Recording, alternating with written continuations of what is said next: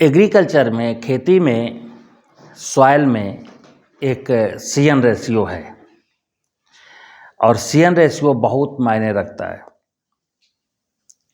अगर अच्छी खेती करनी है, जो उपज, देखिए मैं जो भोजन करता हूँ काहे के लिए करता हूँ? भोजन का पहला सिस्टम है कि उसमें पौष्टिकता होनी चाहिए। क्या? दूसरा टेस्ट वैल्यू होनी चाहिए। भोजन काहे के लिए करते हैं?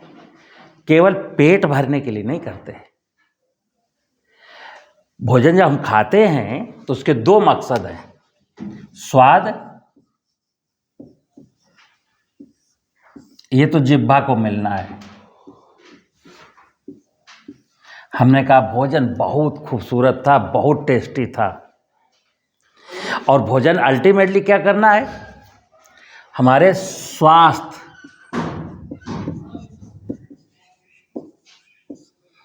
भोजन स्वास्थ्य के लिए। स्वास्थ्य का मतलब क्या हुआ?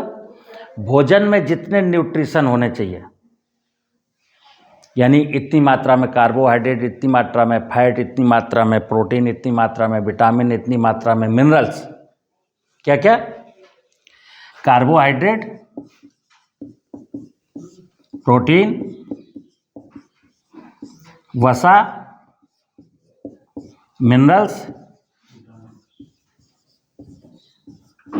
और विटामिन्स।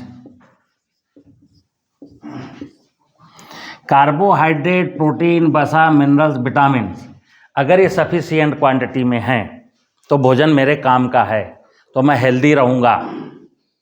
क्योंकि भोजन किए ही इसलिए जाता है कि सफिशिएंट एनर्जी मिले और मैं हेल्दी रहूँ। लेकिन सॉइल में सी-एन रेशियो या ह्यूमस में अगर थोड़े से डिस्टरबेंस हैं तो बेशक हम कोई कृत्रिम साधन अपना करके, यूरिया का तड़का लगा के, डीएपी डाल करके, जिंक डाल करके, कोई स्प्रे करके, कोई ग्रोथ प्रमोटर डाल करके क्रॉप को बेशक मैं हेल्दी कर लिया, प्रोडक्शन को अपना सफिशिएंट क्वांटिटी में प्राप्त कर लिया, 40 कुंटल प्रति हेक्टेयर गेहूं पैदा कर लिया, 20 कुंटल प्रति हेक्टेयर चना पैदा कर लिया या 200 कुंटल टमाटर उगा लिया, लेकिन ज़मीन में ह्यूमस या सी-एन रेशियो में डिस्टर्बेंस थे तो क्या होगा? आपको ये स्वाद नहीं मिलेगा और आपका स्वास्थ्य अच्छा नहीं रहेगा। यही तो हो रहा है। तो खेती के केस में हमको, चूँकि सॉइल, मैंने कहा धरती माँ का स्वरूप अच्छा है, माँ स्वस्थ है, माँ हेल्दी है, तो आप जान लीजिएगा आप जो कुछ भी खाएंगे आपको अच्छा टेस्ट मिलेगा और आपका स्वास्थ्य बढ़िया रहेगा, आप बीमार नहीं होंगे। लेकिन इस ह्यूमस और सी-एन रेशियो पर कोई चर्चा, आधुनिक कृषि तकनीकी में कोई चर्चा।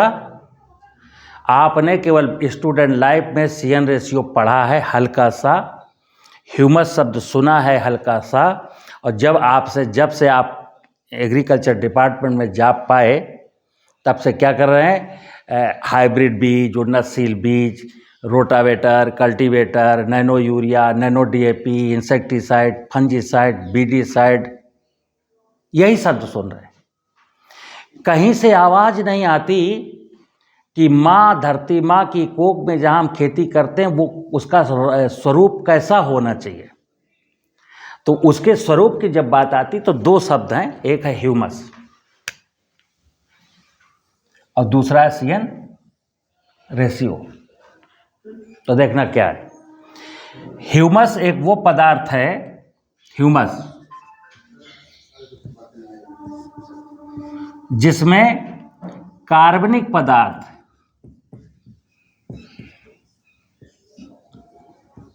पदार्थ होगा, सूक्ष्म जीव होंगे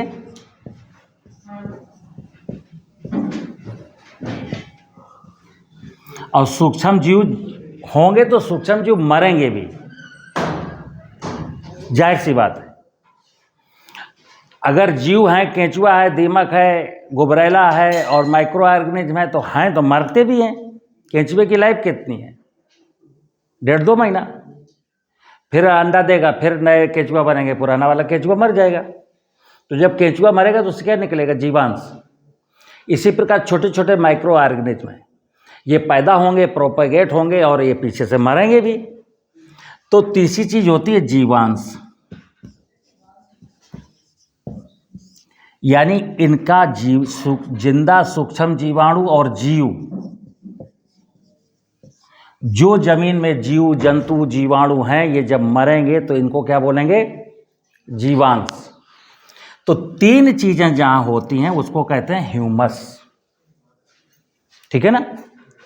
अब देखना, अगर ये सूक्ष्म जीव किसी प्रकार से हमने पेस्टिसाइड डाल करके खेत की मेड़ पर पेड़ नहीं है तो हीट के कारण अगर हमारी ज़मीन में सूक्ष्म जीव नष्ट हो जाते हैं, इनकी संख्या कम हो जाती है,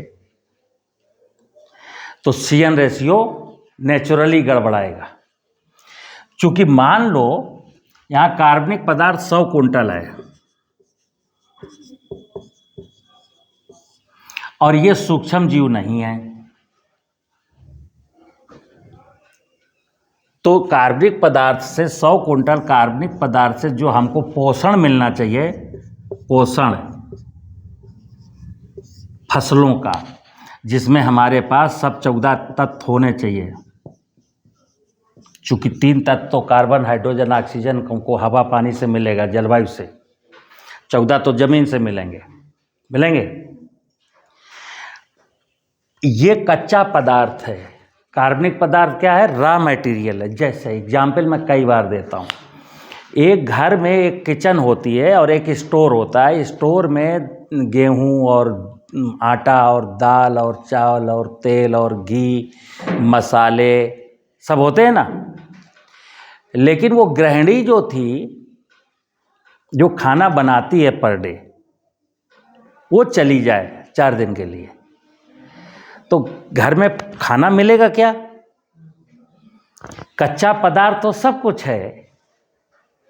भंडार में आटा, दाल, चावल, चीनी, गुड़, घी, किसी चीज की कमी नहीं है, लेकिन भोजन, क्योंकि गृहिणी।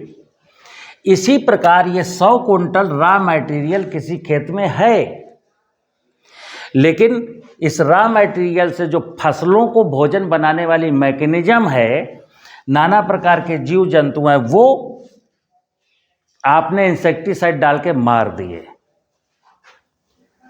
तो यहां क्या होगा? यहां का जो CN रेशियो है, CN, तो ये तो C है 100 कुंटल, बट मैकेनिज्म खत्म, तो यहां न्यूट्रिशन 0। तो मैं कहता हूं ये 10 है, अनुपात 0। ये भी हो सकती है कंडीशन, कई जगह ये भी कंडीशन है। वो तो छुपाते हैं लोग तथ्य, तो क्या कहते हैं? CN रेशियो खराब हो गया है, 20:1 रह गया है। ये झूठ बोलते हैं। हमारे देश की करीब 60-70% जो बरानी खेती का एरिया है, वहाँ CN रेशियो 0 हो गया है।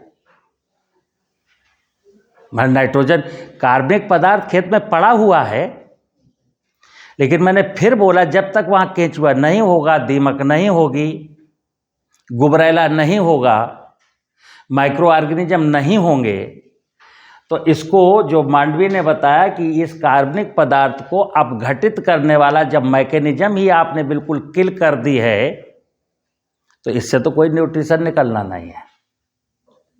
ठीक है ना? तो ये न्यूट्रिशन प्रॉपर हमको मिलता रहे, CN रेशियो 10:1 बनी रहे, इसके लिए क्या करना होता है देखना।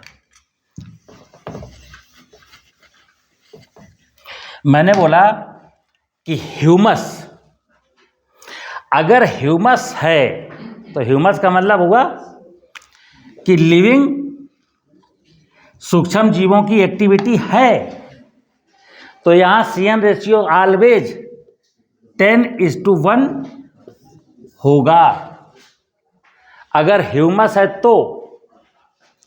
लेकिन अभी एक टर्म क्या आया है? जीवांश कार्बन।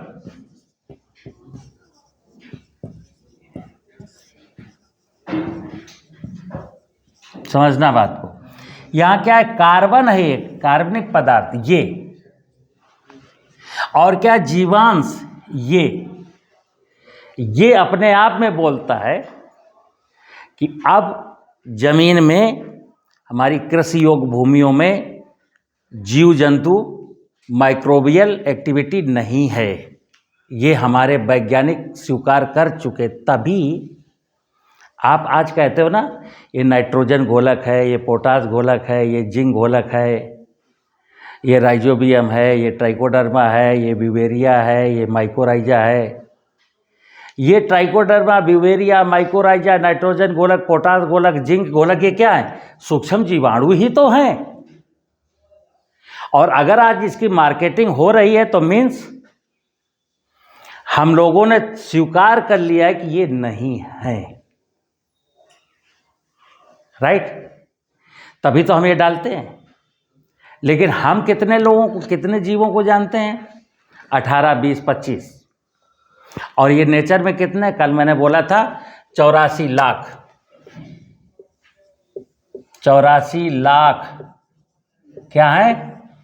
इसमें सूक्ष्म जीव भी हैं, वनस्पतियां भी हैं, जीव बड़े पक्षी भी हैं, जलचर भी हैं, थलचर भी हैं, नभचर भी हैं। और इनमें से हाँ, आदमी ने कितने आइडेंटिफाइड किए हैं? आप जूलॉजिकल सर्वे ऑफ इंडिया की बुक उठाइए, बॉटनिकल सर्वे ऑफ इंडिया की बुक उठाइए, तो उसमें 1,35,000 फौना एंड फ्लोरा। वेद कहते हैं कि 84 लाख स्पीसीज यहाँ पर धरती में है, लेकिन वैज्ञानिकों ने कितना सर्च कर पाया? 1,35,000। और 1,35,000 जो लिपिबद्ध किए गए, उसमें पूछा जाए डायनासोर कहाँ गया, गिद्ध कहाँ गया, कौआ कहाँ गया, कबूतर कहाँ गया, तितली कहाँ गई, मधुमक्खी, तो आप 1,35,000 में बहुत सारी विलुप्त भी हो गई। तो जो 1,35,000 जिसको मैं देख पाया, उनमें से आधी के लगभग समाप्त हो गई। तो जो छोटे छोटे हैं, ये वाले दूषित कृषि प्रणाली से, इंसेक्टिसाइड के प्रयोग से, वीडिसाइड के प्रयोग से जब चिड़िया मर सकती है, मधुमक्खी मर सकती है, दीमक मर सकता है, केचुआ मर सकता है, तो ये जो सूक्ष्म माया है, ये क्यों नहीं डेड होगी? किसी पदार्थ डालेंगे सॉइल में, अगर दीमक मर सकती है, केचुआ मर सकता है, तो ये सूक्ष्म जीव कैसे जिंदा रहेगा? ठीक है ना? तो ये नष्ट हो गया। इसीलिए लोगों ने कहा जीवांश कार्बन। अब जीवांश में कार्बनिक पदार्थ है, कार्बन हो गया, जीवांश ये हो गया। तो जहां पर जीवांश कार्बन है, वहां पर CN रेशियो 10:1 कभी नहीं हो सकती, कभी नहीं हो सकती। लेकिन हमको तो 10:1 लाना है। लेकिन 10:1 का अनुपात भी देखिए कैसा होना चाहिए। 10:1 का अनुपात ये होना चाहिए कि जब हमारे खेत में 1%, मैंने कहा ह्यूमस, तो 1% ह्यूमस का क्या मतलब हुआ? देखना, 20,000 कुंटल मिट्टी का वजन है, तो 200 कुंटल ह्यूमस।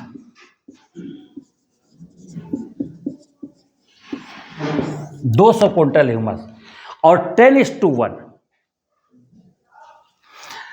10:1 का मतलब हुआ कि 180 कुंटल तो कार्बनिक पदार्थ रहेगा, और इस कार्बनिक पदार्थ में 20 कुंटल क्या रहेगा? ये जीवाणुओं का जीवांश, 20 कुंटल। और 20 कुंटल एक दिन में अवेलेबल नहीं है, क्योंकि जीवाणु एक दिन को थोड़ी मर के 20 कुंटल आ जाएंगे। ये साल भर की प्रक्रिया है। जीवाणु जन्म लेंगे, जीवाणु मरेंगे, तो ये जो 20 कुंटल है, 20 कुंटल में आप 365 का भाग दो, क्योंकि साल में कितने दिन होते हैं? 20 कुंटल जो है कितना किलो हो गया? 20 कुंटल का 2000 kg, 365 का अगर हम भाग दे देंगे तो कितना आया? करीब करीब 6 kilo. 6 kilo per day, 6 kg per day crop को न्यूट्रिशन मिलेगा पर डे। आपने खरीफ में धान बोया है, उड़द बोया है, मक्का बोई है, तो 6 quintal energy nutrition per day crop को देगा। बरसात में तो 6 किलो पर डे देगा, क्योंकि माइक्रोब्स का मल्टीप्लिकेशन पानी के सहारे पर है। क्योंकि माइक्रोब्स कभी खाना तो खाता नहीं है, वो तो स्किन से एब्जॉर्ब करता है। और जब रबी आएगा और चने का बरानी एरिया है, मतलब शुष्क एरिया है, तो शुष्क परिवेश में तो बैक्टीरिया का फंक्शन रुक जाएगा, डोरमेंसी पीरियड पर बना रहेगा कुछ दिन। क्योंकि ज़मीन में जब तक 20% मॉइस्चर नहीं होगा तो बैक्टीरिया की सेल ना फूलेगी ना डिवाइड होगी। बरसात में क्रिया बखूबी होगी। तो जब रबी आएगा तो हो सकता है 6 किलो की बजाय 4 किलो पर डे मिले। इसीलिए आप देखना कि खरीफ में फसलें बहुत अच्छी लहलहाती हैं बरसात के सीजन में। उसी खेत में रबी में आपको बड़ी मशक्कत करनी पड़ती है। बरसात के सीजन में आपने उड़द, तिल, मक्का कुछ भी बो दिया तो फसल खूब अच्छी उठती है। क्यों? CN रेशियो है, बैक्टीरिया पूरा फंक्शन में है, per day 6 kg 7 kg nutrition निकाल के क्रॉप को प्रोवाइड करा रहे हैं।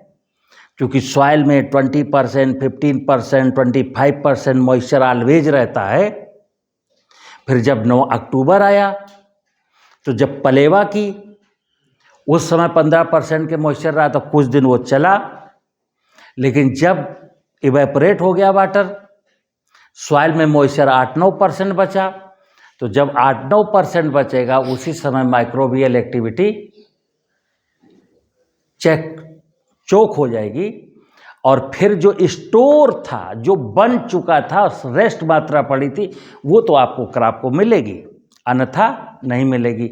इसीलिए मैं कई बार ये कहता हूँ कि ये जीवामृत डालना हो, कार्बनिक पदार्थ डालना हो तो बरसात के सीजन में डालो। रबी के सीजन में जीवाणु डाले। और चना बोया है तो जब पलेवा किया था तब तो जीवाणुओं ने फंक्शन किया, देन उसके बाद फंक्शन रुक गया। ठीक है ना?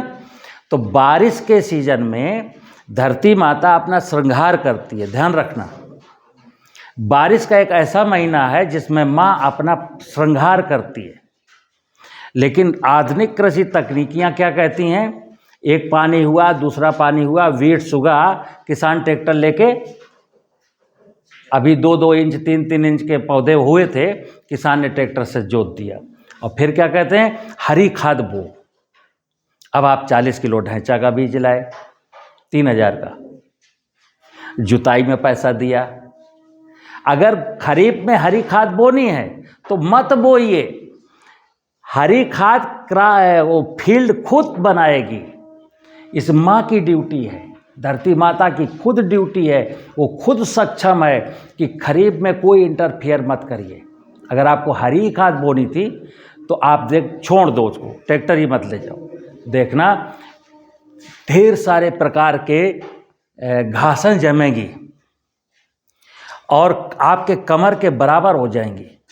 इतनी डेंस होंगी कि जो ढांचा या सनई बो करके आप सोच रहे थे ना बायोमास मिलेगा, उससे 2 गुना 3 गुना 4 गुना तक ज़्यादा आपको ग्रीनरी बिना ढांचा और सनई बोए मिलेगी। अब आप जब बड़ी हो जाए 4 फुट की 3 फुट की ग्रासेस, तब आप उसको पलट दीजिए। अब ये बरसात का सीजन है, जीवामृत डाल दिया आपने, अब ये डिकम्पोज होगा, तेजी के साथ क्रिया होगी और ढेर सारा ह्यूमस बन के रेडी हो जाएगा। तब आपका CN रेशियो मेंटेन रहेगा। ठीक है ना? तो ह्यूमस को बढ़ाना और CN रेशियो को मेंटेन करना। CN रेशियो को मेंटेन करने का मतलब यही है कि हमारे खेत में जीव जंतुओं की क्रियाशीलता पूरी बरकरार रहे। हमको ज़मीन को जिंदा रखने के लिए जो खतरनाक पेस्टिसाइड हैं, फोलियर स्प्रे में हम कांटेक्ट पॉइजन का भी फंजीसाइड डाल दें, इंसेक्टिसाइड डाल दें, एक बार चल जाएगा। लेकिन सफ़ेद गिडार को मारने के लिए, दीमक को मारने के लिए क्लोरोपाइरीफास, रीजेंट, थिमेटेजी, फोरेटेंजी, फ्यूराडान जैसे रसायन हमें कभी किसान को सजेस्ट नहीं करने हैं। और इनको बिल्कुल पूर्णतः हमें तय करना है कि जैसे आपने कोराजिन डाल दिया, थिमेटेंजी डाल दिया, और फिर CN रेशियो की बात करोगे, फिर ह्यूमस की बात करोगे, तो क्या उल्टा पुल्टा हुआ।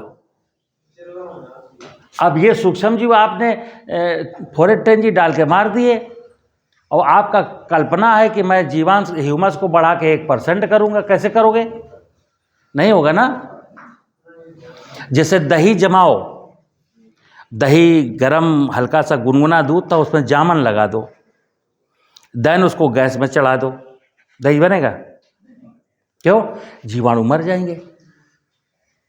या चलो दूध डाला, जामन डाला और एक प्रिजर्वेटिव डाल दिया उसी दूध में, जिसको दही जमाना चाह रहे थे, उसमें आपने प्रिजर्वेटिव डाल दिया, तो दही जमेगा? प्रिजर्वेटिव का मतलब है वो पैथोजन को किल कर देगा, उनको डेवलप नहीं होने देगा। यही मित्र कहानी सॉइल की है। तो तेरा वैभव अमर रहे माँ, हम दिन चार रहे न रहे। बहुत सारी उलझनें जो हमारे मानव समाज में हैं, बहुत सारी परेशानियाँ, बहुत सारी बीमारियाँ, बहुत सारी उथल पुथल, उनको सबको एक ही बार में अगर हत्या करनी हो तो सिंपल सी कहानी है, हम अपनी ज़मीन में ह्यूमस की मात्रा को बढ़ाएं, मतलब ज़मीन को जिंदा कर दें। आप देखेंगे कि 90% के आसपास की समस्याएं हमारी सॉल्व हो जाएंगी। ना हमको केमिकल फर्टिलाइजर लगेगा, ना हमको फफूंदनाशक डालना पड़ेगा, क्योंकि इन्हीं सूक्ष्म जीवाणुओं में ऐसे सूक्ष्म जीव भी हैं जो सॉइल के नेगेटिव पैथोजन को भी हजम कर देते हैं। ठीक है ना।